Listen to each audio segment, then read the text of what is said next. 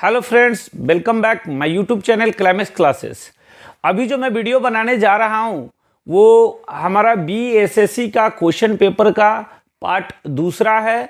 और आज सुबह में मैंने पार्ट 1 अपलोड किया था जिसमें लगभग 40 से 41 क्वेश्चन को मैंने डाला था, और जो बचे हुए क्वेश्चन हैं उनको मैं इस वीडियो में लाया हूँ। और साथ साथ यहाँ पे जो क्वेश्चन आप देखेंगे, साथ साथ जो बचे हुए क्वेश्चन हैं जो रीजनिंग का होगा और मैथ का होगा उसे मैं अगली वीडियो में लाऊंगा। साथ साथ एक और बात मैं बताना चाहता हूँ कि हमारा जो अभी जो 2-3 दिन पहले का जो मैंने वीडियो बनाया था, जो वाटर इमेज था, साथ साथ मिरर इमेज था, उस वीडियो को बनाते समय मैंने बोला था कि अगर आपको बीएसएससी में 150 क्वेश्चन में सबसे ज़्यादा अटेम्प्ट करना है तो इन सब क्वेश्चनों पे आप पकड़ बनाइए जो कम सेकेंड में आप क्वेश्चन को सॉल्व करेंगे। मैंने बताया था कि मेरा कल एग्जाम जो था वो दरभंगा में था और लगभग 150 में ऐसे 20 क्वेश्चन होंगे जिस पे मैंने पेन नहीं पकड़ा होगा। मैथ रीजनिंग के 20 ऐसे क्वेश्चन होंगे जिसको मैं देखते आंसर किया हूं। मतलब उसके लिए मैंने पेन एक लाइन मतलब पॉइंट तक नहीं लिखा, डायरेक्ट उसका आंसर किया हूं। तो आप भी हमारे वीडियो से जुड़े रहे, हमारे चैनल से जुड़े रहे, और आप जो हमारा रीजनिंग और मैथ का जो सेशन आता है उसे भी देखते रहिएगा। चलिए चलते हैं। आज का जो वीडियो है वो अभी जो मैंने पहला वीडियो बनाया था उसी के आगे का यह वीडियो है। देखिए, कॉफी उत्पादन में भारत का प्रथम राज्य कौन है? तो कॉफी उत्पादन में भारत का प्रथम राज्य कर्नाटक है। उसके बाद यह क्वेश्चन आया था कि द्वितीय अफीम युद्ध कहां हुआ था? तो देखिए, ये ब्रिटिश और चीन के बीच यह अफीम युद्ध 2 युद्ध हुआ था, जिसमें दूसरा पूछा था तो ये तियाजिन में हुआ था। पहला जो था वो नहीं, दूसरा तियाजिन में हुआ था। उसके बाद देखिए, तीसरा जो क्वेश्चन पूछा गया था, मतलब ये अगला क्वेश्चन, खरोष्टी लिपि के जनक किसे कहा जाता है? तो देखिए, खरोष्टी लिपि के जनक आज तक मैंने भी इसे नहीं देखा इस तरह के क्वेश्चन को। तो इसमें जो ऑप्शन दिया था वो दिया था, जो क्या था, पाणिनि दिया हुआ था, उसके बाद कौटिल्य दिया था, एक मनु करके दिया था, और चौथा कातिब था। तो मैं कातिब इसमें आंसर किया हूं। ऐसे आप भी इसे सर्च करके गूगल पे देख लीजिएगा। उसके बाद जो अगला क्वेश्चन था कि ब्रिटेन की महारानी के मृत्यु के बाद, ब्रिटेन की जो महारानी का जिनका हाल फिलहाल में भी देहांत हुआ है, उनके मृत्यु के बाद उत्तराधिकारी कौन बना है? तो चार्ल्स तृतीय ब्रिटेन के उत्तराधिकारी बने हैं। उसके बाद ये भी क्वेश्चन था कि अंडों के उत्पादन में भारत का कौन सा स्थान है? तो अंडों के उत्पादन में भारत का तीसरा स्थान है। देखिए, मैं क्वेश्चन उसी तरह से बता रहा हूं जैसा क्वेश्चन पूछा गया था, क्योंकि इसको मेमोराइज करने में मुझे काफी समय लगा, और उसके बाद मैं इस क्वेश्चन को लेके आया हूं। उसके बाद देखिए, एक क्वेश्चन इस तरह से पूछा गया था, एक और नाम दिया हुआ था जिसका मुझे एग्जैक्ट याद तो नहीं आ रहा है, लेकिन ये फर्स्ट नेम और दूसरा सोनारा 64 किस प्रकार का बीज है? तो इसके लिए ऑप्शन दिया हुआ था, धान दिया हुआ था, गेहूं दिया था, चना दिया था, एक और कुछ मटर या कुछ दिया हुआ था।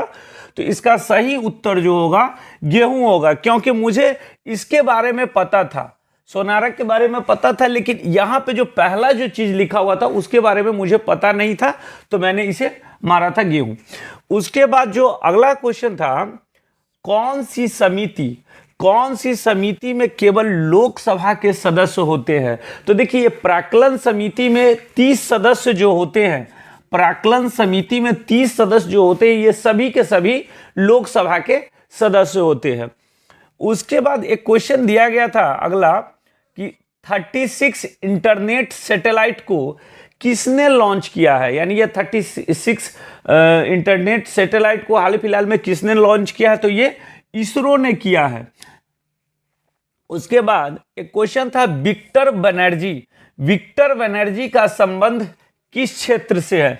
देखिए विक्टर बनर्जी का संबंध, ये विक्टर बनर्जी बहुत पुराने अभिनेता हैं, ठीक है, और इन्होंने अंग्रेजी में, बंगाली में, हिंदी में और मराठी भाषा में इन्होंने अपना एक्टिंग किया है।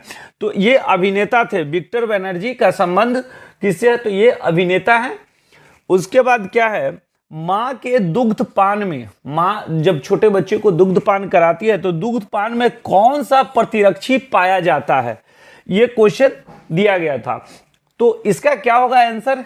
IgA, ऐसे ही शॉर्ट फॉर्म में लिखा हुआ था, IgA इसका आंसर होगा। इसका मतलब क्या होता है कि इम्यूनोग्लोबुलिन A, ठीक है, जिसे रोग प्रतिरोधक क्षमता बनी रहे। उसके बाद एक क्वेश्चन पूछा गया था अगला, भूटान में लोकतंत्र की शुरुआत कब हुई थी? ठीक है, ये भूटान में लोकतंत्र की शुरुआत 2006 में हुई थी। उसके बाद अगला क्वेश्चन था, भारत द्वारा श्रीलंका में शांति सेना क्यों भेजा गया था? देखिए यही कारण था, और इसी कारण के लिए राजीव गांधी की हत्या भी हो जाती है। तो भारत द्वारा श्रीलंका में शांति सेना क्यों भेजा गया था? तो इसका सही उत्तर होगा, लिट्टे को समाप्त कर शांति बहाल करने के लिए। ऑप्शन में डिट्टो यही था, लिट्टे को समाप्त करने के बाद शांति बहाल करने के लिए यह क्वेश्चन पूछा गया था। उसके बाद एक क्वेश्चन ये था कि राज्य विधायिका में गतिरोध होने पर क्या किया जाता है? जब राज्य विधायिका में गतिरोध होता है तो क्या किया जाता है? तो इसके ऑप्शन थे, जिसमें से एक ऑप्शन ये भी था, संयुक्त अधिवेशन बुलाकर, संयुक्त अधिवेशन बुलाया जाता है इसका, उसके बाद निदान निकाला जाता है। उसके बाद एक क्वेश्चन था कि राज्यसभा के सदस्य को वोट कौन दे सकते हैं? जैसे राज्यसभा के सदस्य चुने जाते हैं, जैसे बिहार में मान के चलिए राज्यसभा के सदस्य 16 हैं, तो उनको जो नॉमिनेट किया जाता है यानी वोट दिया जाता है, वो किनके द्वारा दिया जाता है? तो ये विधानसभा के सदस्य होंगे। इसका ऑप्शन कुछ इस तरह से, विधानसभा, विधान परिषद करके इस तरह से ऑप्शन था। उसके बाद एक क्वेश्चन ये दिया गया था कि अप्रैल 2022 में राष्ट्रीय सांस्कृतिक महोत्सव हैदराबाद में कौन सा क्रम पे, ये क्रम वाला था जो आयोजन हुआ था? देखिए ये मैं पढ़ा था, और राष्ट्रीय सांस्कृतिक महोत्सव हैदराबाद में ही आंध्र प्रदेश के 3 शहरों में इसका आयोजन किया गया था। तो इसमें पूछा गया था कि इसका कैमा सेशन था, ये 12वां था, ठीक है। राष्ट्रीय सांस्कृतिक महोत्सव आंध्र प्रदेश के 3 शहरों में हुआ था, लेकिन वहाँ क्वेश्चन में हैदराबाद दिया हुआ था।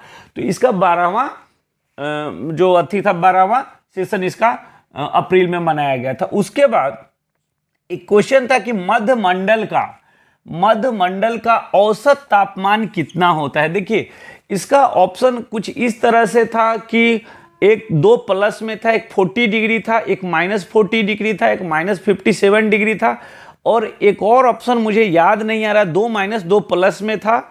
तो यहाँ पे मैंने मारा था -57 डिग्री। इसे आप देख लीजिएगा थोड़ा सा कि इसका क्या होगा, क्योंकि ऐसा ऑप्शन मुझे एग्जैक्ट वहाँ पे नहीं लगा था, जिसके कारण मैं यही मारा था।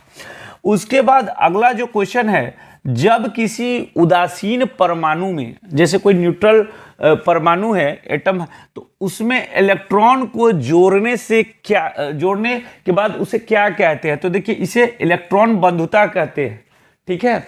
ये क्वेश्चन था। उसके बाद देखिए ये स्ट्रक्चर दिया गया था, ये बॉन्ड से ट्रिपल बॉन्ड, डबल बॉन्ड मिला के एक स्ट्रक्चर दिया गया था, और इससे आप स्ट्रक्चर के बाद देखिए, इस स्ट्रक्चर को आप देख लीजिए, और इस स्ट्रक्चर के बाद आपको कुछ ऑप्शन जो दिया गया था, मेरे अंदाज से इसका आंसर होना चाहिए था 9 सिग्मा 9 बॉन्ड, लेकिन ऐसा वहाँ पे मुझे नहीं मिला था, ऑप्शन में नहीं था, 9 सिग्मा 9 बॉन्ड नहीं था। तो ये मुझे सटीक लगा उत्तर 9 सिग्मा 5 पाई, तो इसे मैंने मारा था, ठीक है। इस क्वेश्चन को भी आप लोग देख लीजिएगा। उसके बाद देखिए एक ऐसा क्वेश्चन था जिसका एग्जैक्ट क्वेश्चन मैं बहुत मेमोराइज करने की कोशिश किया, लेकिन ये एग्जैक्ट क्या था वो नहीं आ पाया दिमाग में। जैसे समुद्र तल से हवा में परिवर्तन कुछ था, समुद्र तल से हवा में कुछ परिवर्तन होता है तो क्या, उसके ऑप्शन दिए थे बॉयल का नियम, चार्ल्स का नियम, शीतलन का नियम, ऐसे करके कुछ दिया था। अगर आपको याद होगा तो इसे आप कमेंट बॉक्स में ज़रूर लिखिएगा। उसके बाद एक क्वेश्चन ये भी था, देखिए इसका ऑप्शन मुझे याद है लेकिन ये क्या था, राज्य विधायक करके क्या था, ये मुझे एग्जैक्ट ये भी क्वेश्चन नहीं याद हुआ, जिसका ऑप्शन क्या था 194 आर्टिकल, आर्टिकल 195, आर्टिकल 107 और आर्टिकल 104 करके क्वेश्चन था। इसे भी अगर ये क्वेश्चन भी आपको याद आए तो कमेंट बॉक्स में ज़रूर लिखिएगा, जिसके कारण जो इसका सही उत्तर है बताने की कोशिश करूंगा। उसके बाद एक और क्वेश्चन था, एक और क्वेश्चन क्या था, कुछ संयुक्त अरब अमीरात करके था कि वहाँ पे कुछ ऊंचा करके था, इसका भी कुछ मुझे एग्जैक्ट आइडिया नहीं आ रहा है। उसके बाद साइंस का एक और क्वेश्चन जो ईटा वाला था, वो 12th लेवल का था, वो भी मुझे एग्जैक्ट याद नहीं है। तो जो क्वेश्चन हमें याद थे उन क्वेश्चन को मैंने आपके सामने लाने का कोशिश किया और इस वीडियो के माध्यम से आप अपना पूरा आकलन कर सकते हैं। इस वीडियो में मैं ये भी बताना चाहूँगा कि लगभग जो 150 क्वेश्चन थे, तो मुझे लगा कि सबसे ज़्यादा जो वेटेज था वो मैथ रीजनिंग का ही था। जैसे सिलेबस में बताया गया था कि 50 रीजनिंग के क्वेश्चन होंगे, 25 मैथ के क्वेश्चन होंगे, उसके बाद 25 साइंस के क्वेश्चन होंगे और 50 में जीए वगैरह जो भी करंट अफेयर्स होंगे वो। लेकिन मुझे लगा कि मैथ और रीजनिंग के क्वेश्चन कम से कम तो 85 के आसपास तो होंगे ही होंगे, जहां मैथ का क्वेश्चन 25 से मुझे ज़्यादा लगा। उसके बाद देखिए कुछ ऐसे मैथ के क्वेश्चन थे जो मैं आपको बता रहा हूं जहां पे आपको पेन पकड़ने की ज़रूरत नहीं है। एक क्वेश्चन पूछा गया था कि किसी सर्किल की त्रिज्या को 20% बढ़ा दिया जाता है तो उसके क्षेत्रफल में कितना प्रभाव पड़ता है।